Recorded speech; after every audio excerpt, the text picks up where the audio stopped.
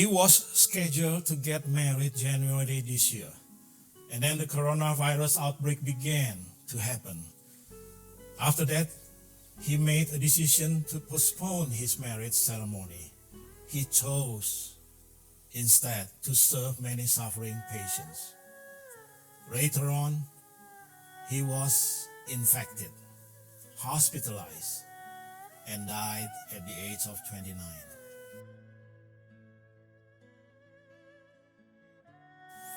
Hi, this is Pastor Daniel. Peng is a young, optimistic, and hard-working doctor from Wuhan, China.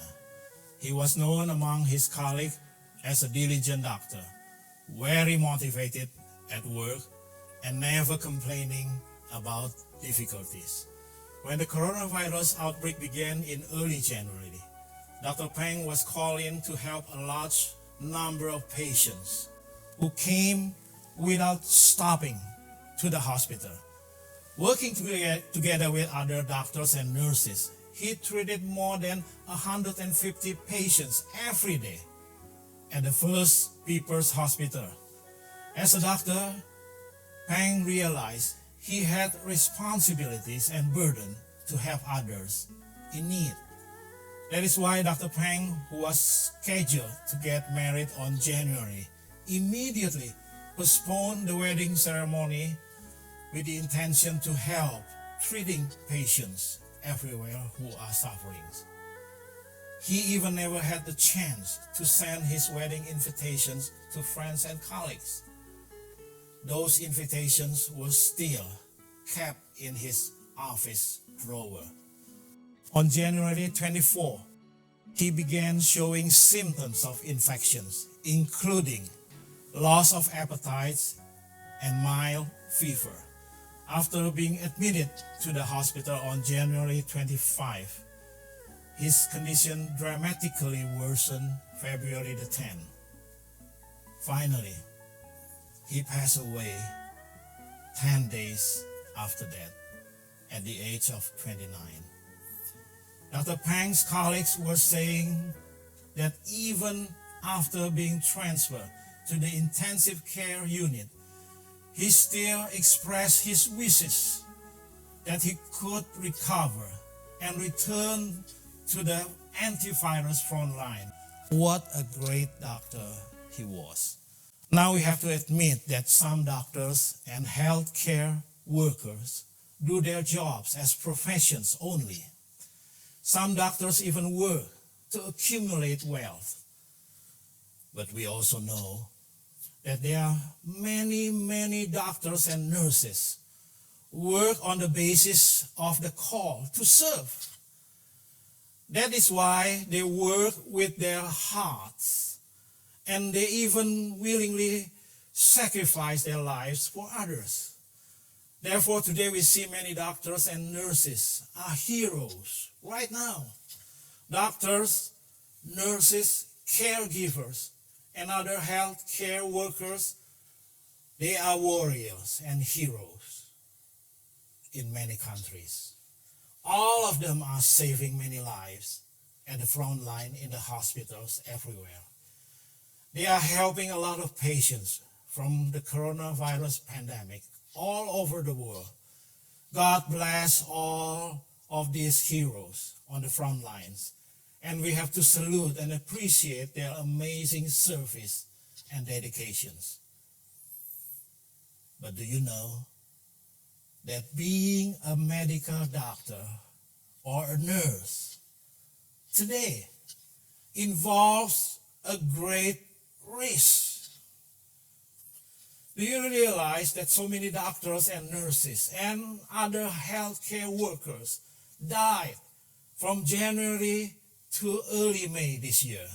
The coronavirus pandemic is taking a heavy death toll on the healthcare workers in many countries around the world. One Italian doctor describes the situation like this: the coronavirus is worse than a bomb. Another doctor in New York City says, you can smell death while working among dying patients. Actually, Dr. Peng already knew the risk, but he took the risk, got infected, and died in his service for mankind. He will forever remain a selfless sacrifice who served with his heart for others. Today, the world needs people who wish to do something for others with their heart. In the midst of coronavirus uncertainty, the world needs people with compassion in their hearts. This is what the Lord Jesus has been showing us in the Bible, especially from Matthew chapter 9, verse 36. When he saw the crowds, he had compassion on them because they were confused and helpless, like sheep without a shepherd. Pay attention to that phrase. When he saw the crowds, Jesus sees the situation in front of him not as a problem, but as a challenge and as an opportunity. Do we see the COVID-19 pandemic as a situation to be avoided, as a problem to be turned away, or do you see it as a challenge and as an opportunity to do something good for others, for mankind? Jesus does not turn away. He perceives the challenge as an opportunity to do something for the lost and for the needy. Many people, including believers, sometimes cannot see like the way Jesus sees. Many people see with their natural eyes only. But Jesus teaches us to look with spiritual eyes. When we see this broken world with spiritual eyes, we will see from the perspective of Jesus. That is, to see the world with a heart of compassion. Now, what is compassion? A dictionary explains it as a deep awareness of the suffering of another, accompanied by the wish to relieve it. In a shorter phrase, compassion is suffering with another. The Lord Jesus' compassion is actually a reference to his stomach or intestines, because the term compassion comes from the Greek word splachna. The term splachna points to the seat of emotions or feelings, which is in the stomach. So you can say his heart goes out. When Jesus sees the people in need, he feels their pain in his heart. That feeling moves him. That feeling burns in his soul. In other words, Jesus cares for the people in need. He suffers with them. He concerns about their situations and problems. So we have to ask this question to ourselves. Why are we so unconcerned to the situation and the people in need right now? The coronavirus outbreak has been going on these 5 months, and we can see so many people are helpless and inwardly devastated everywhere. Do we care for these people? And do we have concerns to those in need of our help? Too many men and women, including Christians, cannot see the painful realities of human suffering. We tend to focus on our own lives, our own families, and our own businesses. We tend to care only to the selfish enjoyment in our own lives. The endless entertainment day after day. That is why too many people simply do not have time to think about this world and its needs.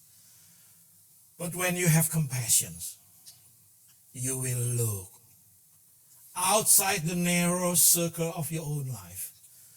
Because compassion is not passive. It is always active. It doesn't stand still. It is always moving. People with compassion will not ignore the problem. And if you have compassion, you will not turn away when someone is in need. Compassion is always love in action. Or to put it in a simple way, no action means no compassion. No action means no compassion. Because if you truly have compassion, you will be moved to do something for others. The great theologian Augustine says, what is compassion but a kind of fellow feeling in our hearts for the misery of another, which compels us to help him if we can. Many doctors, nurses, and healthcare workers have done their part in helping thousands of patients everywhere. Most of us cannot do what the doctors and nurses have done, but we still have an opportunity to do something right now.